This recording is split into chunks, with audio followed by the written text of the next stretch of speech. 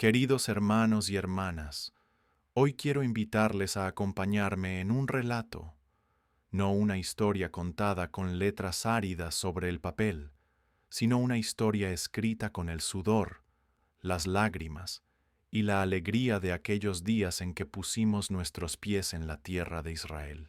Fue un viaje por caminos accidentados, desde el salado Mar Muerto, donde cada gota de agua parece impregnada de los recuerdos de un pueblo elegido, hasta el silencioso fluir del río Jordán, donde el sonido de las olas contra la orilla parecía susurrar promesas de una vida nueva. Todavía recuerdo el sol abrasador del desierto de Judea, donde nos encontrábamos entre montañas áridas, contemplando el camino del buen samaritano serpenteando como una huella viva de las Escrituras. Y luego, en el corazón del antiguo Jerusalén, vi paredes de piedra mudas que narraban una historia de miles de años, la historia de un ser que nunca duerme, que nunca abandona, que transforma momentos que parecían desesperados en milagros cotidianos.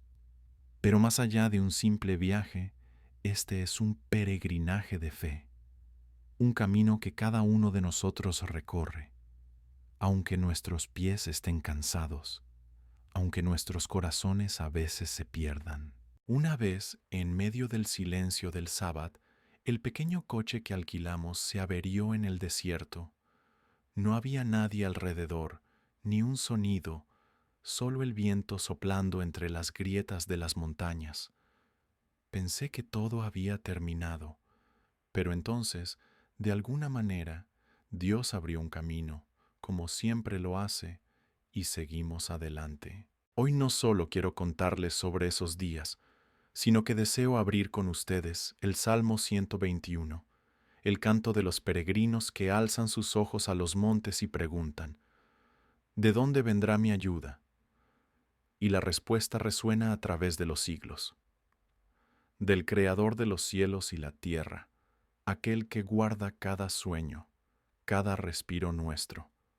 Así que quédense conmigo, porque esta historia no es solo de días pasados, sino de hoy, de ustedes, de mí, de almas que anhelan luz en medio de la oscuridad. Al adentrarnos juntos en la palabra de Dios, creo que encontrarán no solo respuestas, sino también la fuerza para mantenerse firmes, como la llama en el monte Sinaí que ilumina la noche, guiando cada paso en este viaje de fe. Este acto de humillación no es que dejara la idolatría, porque no la dejó. No es que devolviera la viña que le había quitado a la fuerza a Nabot, no. Simplemente el hecho de humillarse, el hecho de decir, no está bien lo que estoy haciendo, el hecho de humillarse y demostrar algo de arrepentimiento, simplemente ese gesto fue más que suficiente para que el Señor dijera, bueno, el mal va a venir, por supuesto, pero lo voy a retrasar, no en tu tiempo, sino en la siguiente generación. ¿Os dais cuenta cómo hay cosas que podemos nosotros cambiar, por muy difíciles que nos parezcan? ¿Os dais cuenta cómo nosotros, si nos humillamos delante de la presencia del Señor, el Señor puede cambiar circunstancias que de otra manera nunca salvó a todo un imperio, salvó a toda una familia? El segundo ejemplo que vamos a ver es mucho mayor, porque también es un acto de humillación, pero un acto de humillación tan inmenso que fue conmovida toda una ciudad. Y vamos a ir nada más y nada menos que al famoso y hermoso libro de Jonás. Un libro que solamente tiene 4 capítulos. Y en los 4 capítulos vemos a Jonás de formas diferentes. En el capítulo 1 encontramos a Jonás huyendo o intentando huir de la presencia del Señor. No le ha hecho ninguna gracia al llamado que ha recibido. No quiere ir al país donde Dios lo está enviando. Él sabe perfectamente que en el momento en el que él exponga y exprese la palabra, corre el riesgo de que el pueblo se arrepienta y se humille delante del Señor, cosa que él no quería. Por lo tanto, él huye en dirección opuesta al lugar donde Dios lo ha llamado, y dice la Biblia que se va hasta la costa y allí paga su billete, se monta en un barco, se va al camarote de más abajo, se echa a dormir, se levanta una tempestad espectacular en el mar Y cuando los marineros se le acercan y le dicen, ¿cómo eres capaz, dormilón, de estar en esta condición de total indiferencia con la que está cayendo? Estamos a punto de morir, estamos a punto de ver cómo todo se va al garete y tú estás durmiendo. Cuéntanos, ¿quién eres? Y él dice, yo soy un profeta del Dios Altísimo, pero estoy huyendo del llamado de Dios, estoy huyendo de su presencia. Nada más absurdo que pretender huir de la presencia del Señor. Me recuerda un poco la vida de Adán, que dice que cuando pecó se quería esconder de la presencia del Señor. Y me vienen a la cabeza las palabras de aquel salmista que dijo en cierta ocasión, ¿a dónde huiré de tu presencia? ¿Dónde me podré esconder de la presencia del Señor? Ya que el Señor está en todas partes, es omnipresente, todo lo ve y todo lo conoce. Así que en el capítulo 1 vemos al profeta huyendo del llamado de Dios. Pero en el capítulo 2, él ora, él se humilla delante del Señor, porque ha sido arrojado por la borda con la intención de morir.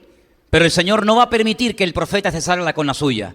Dice la Biblia que él tenía preparado un gran pez que lo engulle, lo traga y durante 3 días, milagrosamente, y 3 noches, así como el Señor Jesucristo estaría el día que lo crucificaran, Jonás estuvo dentro de aquel enorme pez. Lo tuvo que pasar fatal, tuvo que tener un terror a ser devorado, a dejar de existir sin lugar a dudas. Y es dentro de ese pez, en medio de la aflicción, en medio del dolor y de la angustia, que él clama al Señor, él ora al Señor, como dice el Salmo, uno de los más conocidos, ¿verdad? El 108, desde la angustia invoqué al Eterno y él me oyó. Dice que el Señor le daba la orden al pez de vomitarlo en la orilla y él sale y entonces dice, Señor, voy a cumplir con el llamado que tú me has dado. No me hace ninguna gracia, no quiero ir, pero en el capítulo 3 lo vemos predicando.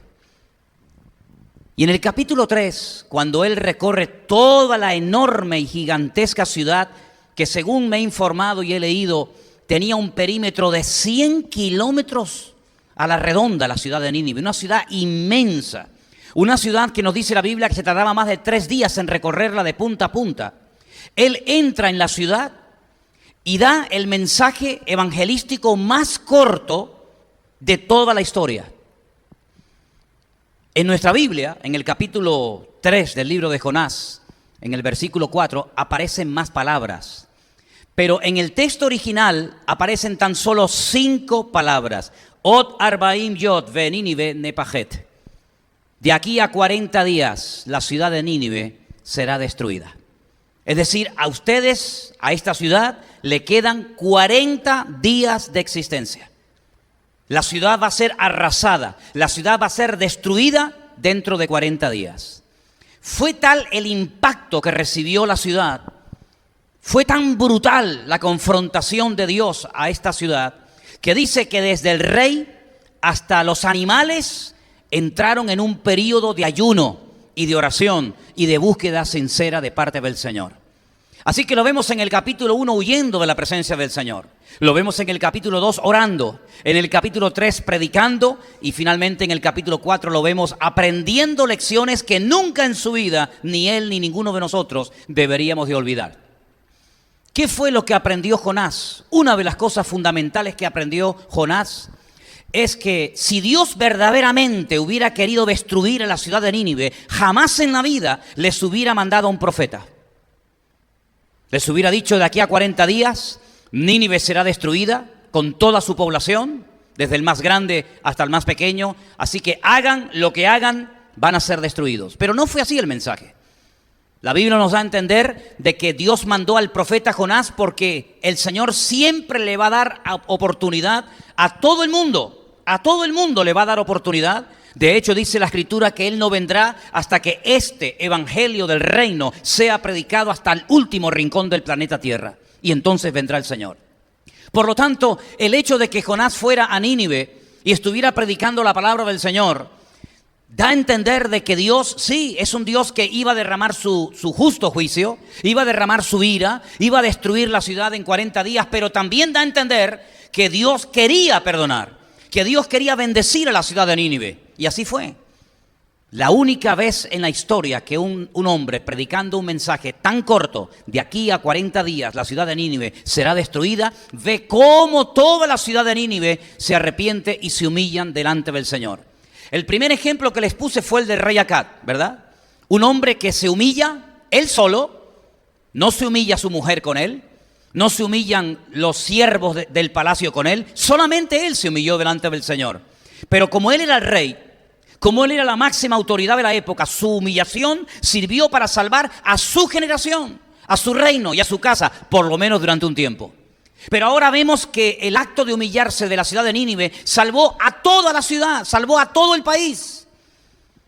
Es cierto que después en otros libros del Antiguo Testamento vemos 100 y pico años más tarde que Nínive no siguió en esta línea de humillarse delante del Señor, no siguió en esta línea de humildad y Nínive fue totalmente destruida. Pero por lo menos cuando escuchó el mensaje, Nínive fue sacudida, fue confrontada con la verdad, se humillaron y se salvaron durante 100 años de ser exterminados y de ser totalmente destruidos.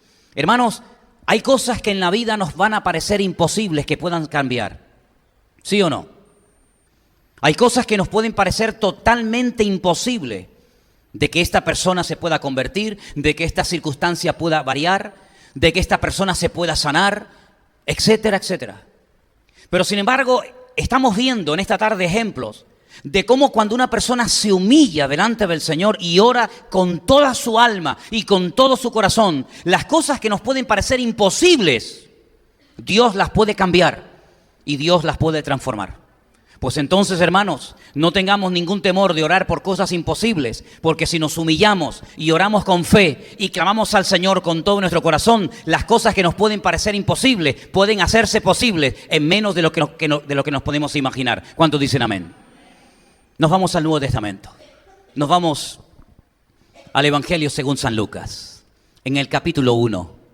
Allí encontramos una visita muy especial, también a una mujer muy especial. Encontramos nada más y nada menos que a Gabriel, el arcángel Gabriel, aquel que de vez en cuando se aparecía también en el Antiguo Testamento, en el libro de Daniel, ¿verdad?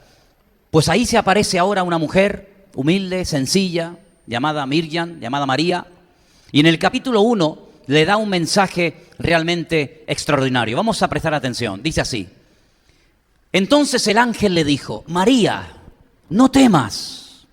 ¿Verdad? Como a veces nos invade el temor ante circunstancias que no controlamos, ante cosas que pueden surgir y decimos, tengo temor de esta situación. Pero el ángel lo primero que le dice es, no temas, no tengas ningún miedo, porque has hallado gracia delante de Dios. Ahora vas a concebir en tu vientre y vas a dar a luz a un hijo y le vas a poner por nombre Jesús. Este será grande, será llamado Hijo del Altísimo. El Señor Dios le dará el trono de David su padre. Y reinará sobre la casa de Jacob para siempre y su reino no tendrá fin. Entonces María le hace una pregunta muy interesante al arcángel Gabriel. Le dice, ¿cómo? ¿Cómo será esto? Pues no conozco varón, no estoy casada. Es imposible que yo me pueda quedar embarazada. Estoy comprometida con un hombre que el día de mañana hemos acordado en nuestras familias que se va a casar conmigo, pero de momento no estoy casada. Y tú me estás diciendo que voy a ser la madre del Mesías, que voy a tener el privilegio de parirlo, de concebirlo, de tenerlo en mi vientre. Será grande, será llamado Hijo del Altísimo. Esto es una profecía que jamás nadie en la historia ha recibido, ninguna mujer, ni aquellas grandes matriarcas de la antigüedad, como Sara, Rebeca o Raquel, recibieron. Esta es una palabra que se sale de mi entendimiento. Dime, por favor, ¿cómo se va a cumplir esto? Porque no hay ninguna posibilidad, humanamente hablando, de que esta profecía inmensa se pueda cumplir en mi vida. Pero tú ya lo has dicho, tú ya lo has decretado, tú ya lo has decidido. Y yo simplemente quiero saber cómo se va a cumplir todo esto. Y ahí viene la respuesta. Le responde el ángel y le dice, el Espíritu Santo vendrá sobre ti. Ahí está la respuesta. ¿Te parece? El Espíritu Santo vendrá sobre ti y el poder del Altísimo te cubrirá con su sombra. Por lo cual también el santo ser que nacerá será llamado Hijo de Dios. Y he aquí tu parienta Elizabeth, Y ahora le pone el ejemplo de su pariente Elizabeth como para animarla, para que se dé cuenta de que el Señor también está haciendo cosas, aunque ella no lo sepa. Ella también ha concebido un hijo en su vejez, y este es el 6º mes para ella, la que llamaban estéril, la que nunca va a cambiar, la que nunca podrá ser madre, ya nunca la llamarán así. Y ahora viene el texto, que es realmente una palabra, una promesa preciosa. Y me gustaría que todos ustedes la repitieran conmigo en esta tarde, y dice así: porque nada hay imposible para Dios. Dígalo otra vez: porque nada hay imposible para Dios. Bien fuerte: porque nada hay imposible para Dios. Den un fuerte aplauso al Señor en esta tarde y dígale: lo creo, lo creo, lo creo, aleluya, lo creo. Acab cambió el destino de su país. Su tiempo fue salvado, protegido milagrosamente, porque él se humilló delante del Señor. Nínive no fue destruida en el plazo de 40 días. Pasaron 40 días, 50, 80, 90, 100, etc. Y Nínive permaneció y no fue destruida, porque desde el rey hasta el más pequeño, todos se humillaron delante del Señor. Ahora María se humilla, aceptando la voluntad de Dios, aceptando el menosprecio, las burlas, las críticas, los comentarios. Todo lo que se ha dicho a lo largo de la historia y todo lo que se sigue diciendo a lo largo de la historia y en el tiempo presente sobre si esto fue un engaño, si esto realmente fue así, si esto fue un acto de infidelidad por parte de María, etcétera, etcétera. Sin embargo, todos sabemos que cuando ella acata, cuando ella acepta la voluntad de Dios para su vida, la respuesta despejó toda duda. Te preguntas cómo, nunca ha sucedido, no puedes mirar atrás y decir, esto ya le pasó a otra mujer, por lo tanto no hay problema, si ya le pasó a otra mujer, ¿por qué no me puede pasar a mí? ¿Verdad? Cuando por ejemplo Rebeca era estéril, tenía la fe y la confianza de que si se oraba por ella, ella podía ser madre, porque ya la anterior matriarca ya había sido sanada de esterilidad, Sara, ¿verdad? Y Raquel también, y Ana después también lo fue, y ahora Elizabeth también, pero lo que le va a pasar a María no le ha pasado a nadie, ni le pasará jamás a ninguna otra mujer de la historia. Por lo tanto, ella se preguntaba ¿cómo va a suceder todo esto? Son palabras demasiado hermosas, es un futuro increíble. Me llamarán por toda la historia bienaventurada. Tendré el privilegio de tener al Mesías dentro de mis entrañas. Y después todos sabemos que vivió 30 años en la casa con ella. ¡Qué privilegio, qué honor! ¿Cómo se va a cumplir todo esto? Yo no tengo capacidad humana para entender semejante proyecto. Pero el Señor le dijo, el Espíritu Santo vendrá sobre ti y Él se va a encargar de hacer lo que tú ni nadie pueden obtener. Porque nada hay imposible para el Señor. Ella tuvo el privilegio de tener al Mesías en su vientre, de parirlo, de criarlo, de amamantarlo, porque se humilló delante del Señor y aceptó la voluntad de Dios. Pero hay un ejemplo que es el más grande de todos. Y si ustedes prestaron atención a la lectura que hoy se leía aquí, volvamos a ella, Filipenses capítulo 2, alguien también se humilló, pero como nunca nadie lo había hecho.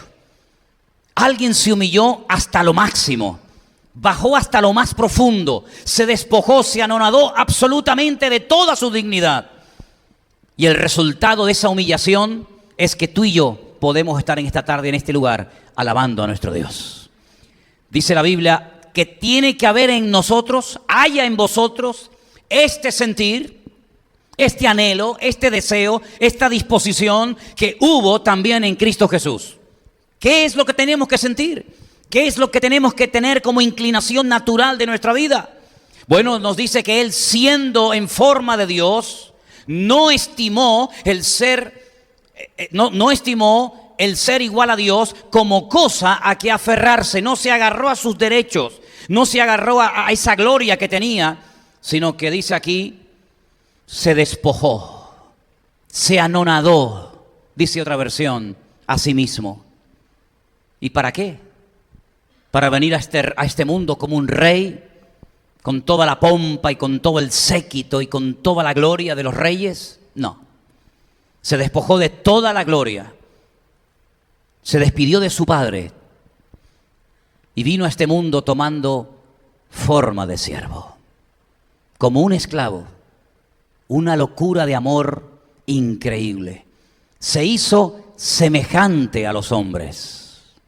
Y estando en la condición de hombre, con todo lo que eso implica y conlleva, se humilló él mismo, no es que lo humillaran.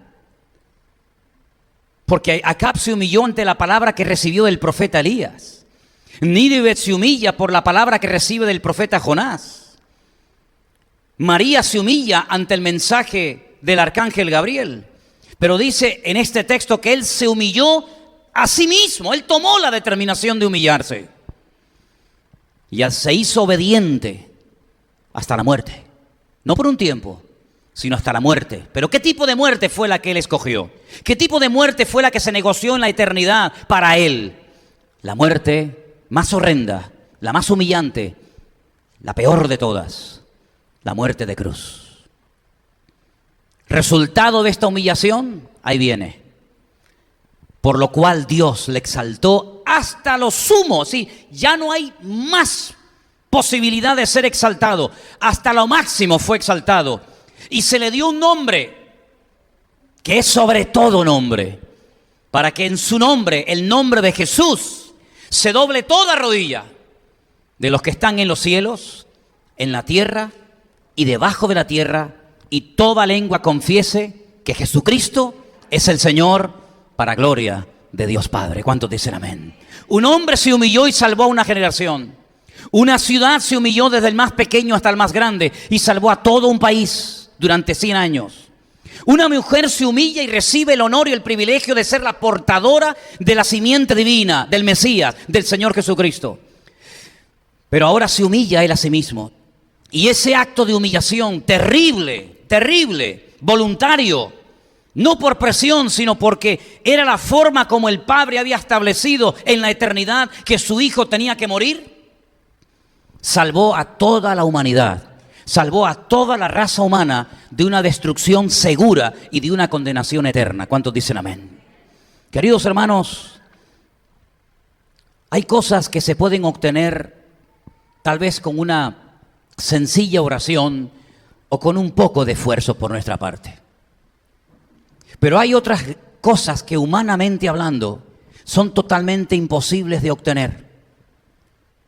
Sin embargo, hemos visto en estos ejemplos en esta tarde cómo cuando una persona se humilla de corazón delante del Señor, las cosas pueden cambiar para siempre si nos mantenemos en esa línea, en esa actitud de humillación delante del Señor. El mensaje que estoy trayendo en esta tarde no es un mensaje que nos gusta, porque a ninguno de nosotros ni nos gusta que nos humillen, ni a ninguno de nosotros nos gusta humillarnos. Hace unos días hablaba con una persona que me decía, ya no voy a llamar más, porque ya me han humillado demasiado y ya no voy a llamar más. Y es que el corazón del hombre, las fuerzas, el límite del ser humano es tremendamente limitado.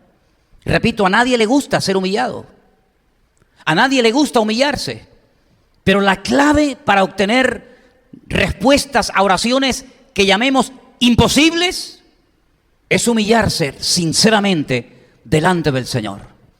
Ahora entiendo por qué nos cuesta tanto humillarnos. Ahora entiendo por qué el enemigo no quiere que nos humillemos. Ahora entiendo por qué nuestra carne se resiste a humillarse delante de Dios o de quien haga falta. Porque el diablo sabe perfectamente que cuando el pueblo de Dios se humilla, cuando la iglesia de Dios se humilla, cuando nuestra vida se humilla delante de la presencia del Señor, Dios puede hacer de lo imposible cosas tremendas para su honra y su gloria. Y como el diablo sabe perfectamente el poder inmenso que tiene una oración de un hombre, de una mujer, de un pueblo, de una iglesia que se humilla sinceramente delante del Señor, por eso creo yo que nos puede llegar a costar tanto el decir yo no me humillo, que se humille ella, que se humille él. Pero queridos hermanos, esta es una promesa personal, aunque sabemos que también el Señor ha dicho que si su pueblo se humilla e invoca su nombre, el Señor sanará la tierra.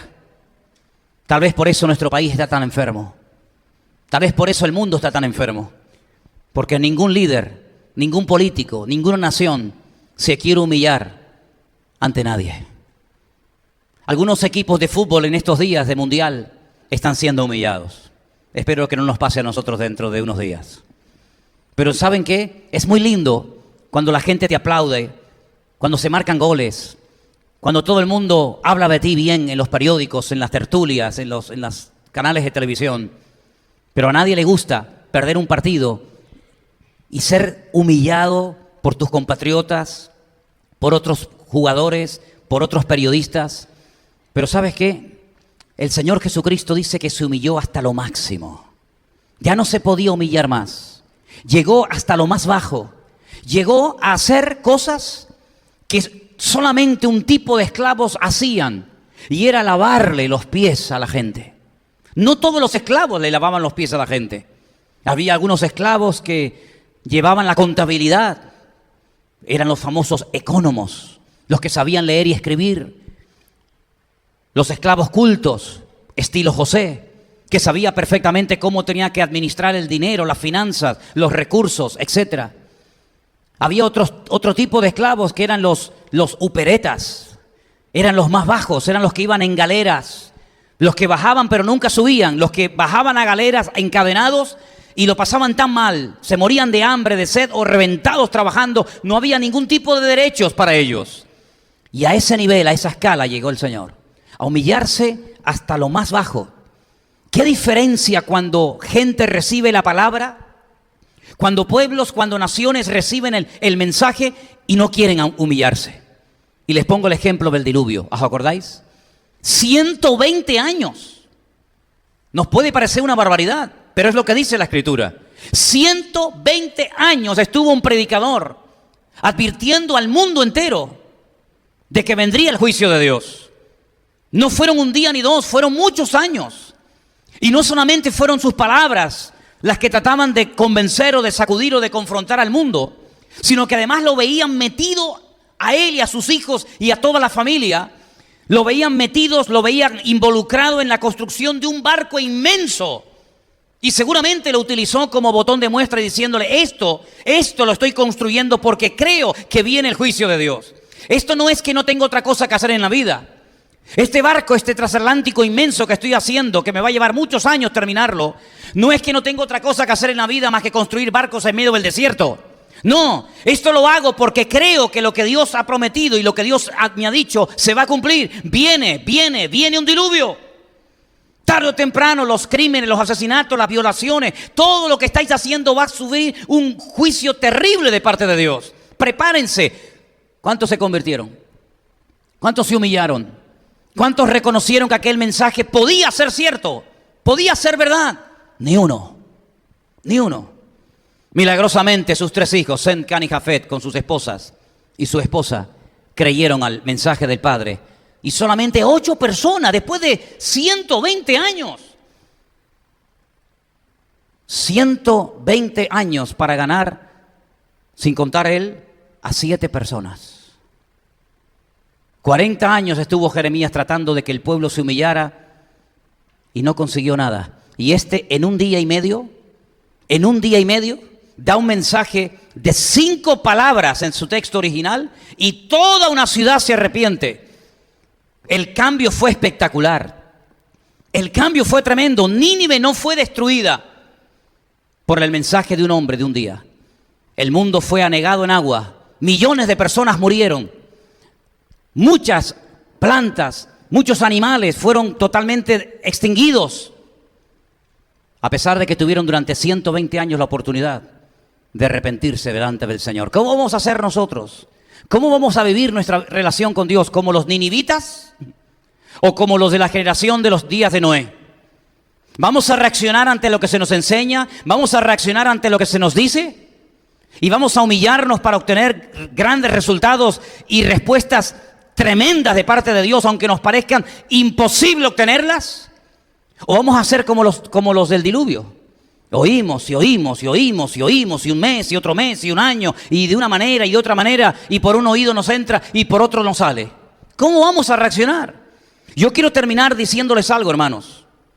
El sufrimiento, la angustia, lo mal que lo tuvo que pasar Jonás en aquel vientre de aquel enorme pez, lo preparó para que él fuera a Nínive a predicar la palabra y toda la ciudad se arrepintiera. Y todo el sufrimiento, todo el dolor, todas las lágrimas, toda la angustia, todo el desánimo que has tal vez pasado o pasaremos en el futuro, no es en vano. Nos prepara, nos fortalece, hace que saquemos callo, hace que podamos crecer y madurar. Así que quiero ponerles una frase ahí en la pantalla para que todos la leamos. Y con esta frase quiero terminar en esta tarde. Léala conmigo. Comencemos a pedir que lo imposible se haga realidad. Tal vez los que están en casa viéndonos, escuchándonos, junto con nosotros en esta tarde, también lo pueden repetir juntamente conmigo. Comencemos a pedir que lo imposible se haga realidad. Cierra tus ojos en esta tarde. Imposible será para ti y para mí cambiar una circunstancia. Ver a un hijo que se entrega al Señor después de años de rebeldía. O que se restauran relaciones. O que se cambian las cosas milagrosamente de un día para otro. Pero si comenzamos a orar con fe, humillándonos delante de Dios, aquellas cosas que te pueden parecer imposibles, Dios las puede convertir en posibles. Pero todo está en nuestra actitud. La actitud es lo que marca la diferencia. Si nos humillamos delante de Dios, Dios nos sorprenderá. Y la Biblia dice que si clamamos a Él, Él nos responderá. Y nos enseñará cosas grandes y ocultas que nunca hemos visto. Y te recuerdo una promesa más de la Escritura que dice que cosas que los ojos no vieron, ni los oídos del hombre escucharon, ni subieron al corazón del hombre, son las cosas que Dios tiene preparadas para aquellas personas que aman a Dios. Así que confiemos en el Señor mientras el mundo se desmorona, mientras el mundo se despedaza. Nosotros vamos a comenzar a orar porque las cosas imposibles para el hombre son posibles para Dios. Te damos gracias en esta tarde por tu palabra. Te damos gracias, Señor, porque lo que era imposible se convirtió en posible. Tú naciste, tú moriste, tú resucitaste, tú ascendiste y tú volverás nuevamente a la tierra. Aunque era prácticamente imposible que todo eso aconteciera. Pero cuando creemos en el Señor y confiamos en Él, las cosas pueden cambiar radicalmente de la noche a la mañana. Era imposible que el pueblo de Israel se salvara porque ya estaba determinado y escrito que se produjera un exterminio y que no quedara ni uno con vida. Pero oraron, se humillaron, ayunaron, se arrepintieron. Y en los tiempos de Mardoqueo y de la reina Esther, tú cambiaste de la noche a la mañana lo imposible en posible porque oraron con fe, humillados delante de ti. Y en esta tarde nos agarramos a todos y estos ejemplos los tomamos como una base para comenzar a orar por cosas que nuestra mente nos dice: no pierdas el tiempo, no merece la pena que te esfuerces, porque nada va a cambiar, porque todo va a seguir igual. No, Señor, creemos que nuestro Dios tiene todo el poder, tiene toda la autoridad, y el Señor puede hacer lo imposible en posible para su gloria y para su honra. Bendito sea tu nombre, mi Dios. Ayúdanos y fortalece nuestra fe para que no importa las tormentas y aflicciones por las que tengamos que pasar, aprendamos, Señor, a temerte, aprendamos a servirte y aprendamos sobre todo a tener expectativa, que nuestra vida nunca pierda la expectativa, la visión espiritual, porque por falta de visión muchas cosas no se llevaron a cabo. Por falta de fe y por falta de visión, países no se conquistaron, enemigos no fueron derrotados. Pero nosotros te pedimos en esta tarde, Señor, fortalece nuestra fe, Padre, aleluya. Fortalece nuestra fe para ver lo imposible hecho realidad.